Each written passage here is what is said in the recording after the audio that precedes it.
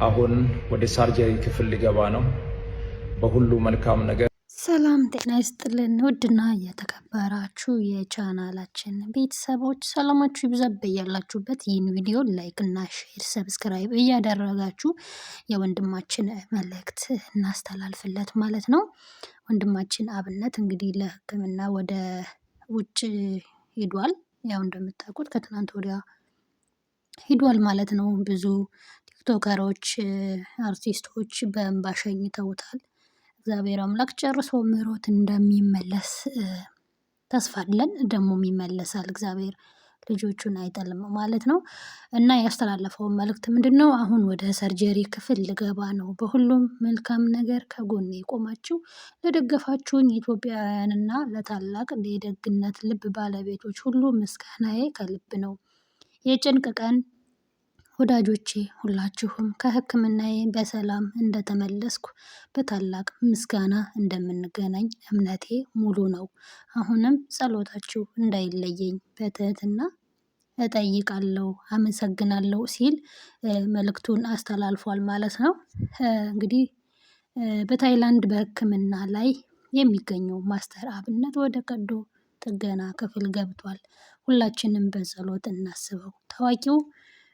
ታዋቂው በብዙዎች ዘንድ የሚወደደው ማስተር አብነት ለረጅም ጊዜ ሲከታተለው የነበረውን የሕክምና ሂደት ለማጠናቀቅ በአሁኑ ሰዓት ወደ ቀዶ ጥገና ሰርጀሪ ክፍል መግባቱ ታውቋል።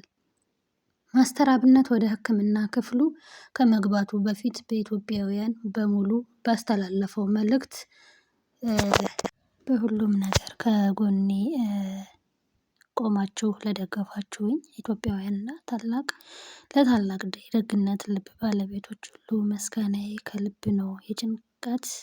የጭንቅ ቀን ወዳጆቼ ሁላችሁም ከሕክምናዬ በሰላም እንደተመለስኩ በታላቅ ምስጋና እንደምንገናኝ እምነቴ ሙሉ ነው በማለት ልባዊ ምስጋናውን አቅርቧል። ማስተር አብነት አሁንም ጸሎታችን እንዳይለየው በትህትና ጠይቋል። ይህ የደግነትና የጥንካሬ ተምሳሌት የሆነው ወንድማችን የጀመረው የሕክምና ጉዞ በስኬት ተጠናቆ በጤና ተመልሶ እንድናየው ሁላችሁም በያላችሁበትም በጸሎት እንድታስቡት ጥሪያችንን እናስተላልፋለን። ሁሉም ሙስሊም ክርስቲያን ሳይል የሚረዳው አምላክ የሚረዳው ሕዝብ አምላክ ሁላችሁም ሙስሊም የለ ክርስቲያን የለ ማሩ እንዲምረው ጸሎታችሁ ልመናችሁ አሁንም አይለይም በማለት እንትን ብሏል ማለት ነው። ፈጣሪ ሆይ ማስተር አብነትን በሰላም ለጤናው አብቃው፣ ብርታቱንና ሙሉ ጤንነቱን ይስጥህ፣ በቅርቡ በታላቅ ደስታ እንደምንገናኝ ተስፋ እናደርጋለን እያሉ ብዙዎች ልባዊ ምኞታቸውን እየገለጹ ነው ማለት ነው። ያው በጸሎት አሁንም እናስበው ወንድማችን እግዚአብሔር ጨርሶ ምሮት በታላቅ ደስታ እውነት ቆሞ የሚመሰክርበት እግዚአብሔር ጤንነቴን መለሰልኝ፣ ጸሎታችሁ ተሰማ ብሎ ጸሎታችንን ተሰምቶ እግዚአብሔርን የሚያመሰግንበት ቀን ያምጣልን ማለት ነው። ያው በአሁን ሰዓት ወደ ቀዶ ጥገና እንደገባ ተናግሯል ማለት ነው። እንግዲህ ሙሉ ተስፋ አለን በሰላም ቀዶ ጥገናው ተጠናቆ በሰላም እንደምንገናኝ እንደሚያሳየን ማለት ነው።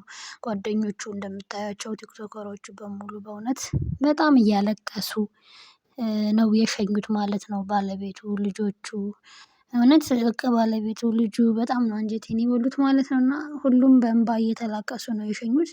እግዚአብሔር አምላክ ደግሞ እንባቸውን ጸሎታቸውን ሰምቶ የሁላችንንም ጸሎት ሰምቶ በሰላም ሕክምናውን ጨርሶ ተመልሶ እንድንገናኝ እንድናየው እግዚአብሔር እሱ ይርዳው ማለት ነው። የሁላችንም ጸሎት እሱ ይደግፈው። ያው እሱ ብቻ አይደለም የታመመው፣ እውነት ለመናገር በዚህ ሰዓት እሱ ብቻ አይደለም፣ በቃ መላ ኢትዮጵያ ሕዝብ በሉት። ምክንያቱም ማስተር አብነት የብዙዎች አባት ነው። የብዙ የተቸገሩ፣ የተራቡ፣ የተጠሙ፣ የተበረዱ ኢትዮጵያውያን የምስኪኖች አባት ስለሆነ እነሱም ጭምር ነው የታመሙትና እግዚአብሔር ሆይ ጨርሶ ይማርልን፣ ወንድማችንን በሰላም ይመልስልን። አሁንም በጸሎታችሁ አስቡኝ ሲል መልእክቱን አስተላልፏል። በዚህ ሰዓት ቀዶ ጥገና ላይ እንዳለ ልገባ ነው እያለ መልእክቱን አስተላልፏል ማለት ነው። ሁላችሁም በጸሎት አስቡት፣ ጸሎታችሁ አይለየኝ ብሏል ወንድማችን። እግዚአብሔር አምላክ ጨርሶ ይላክልህ፣ ምሕረቱን ይላክልህ፣ ጨርሶ ይማርህ። የልጆች አምላክ የምስኪን ኢትዮጵያውያን አምላክ እሱ ጨርሶ ይማርህ።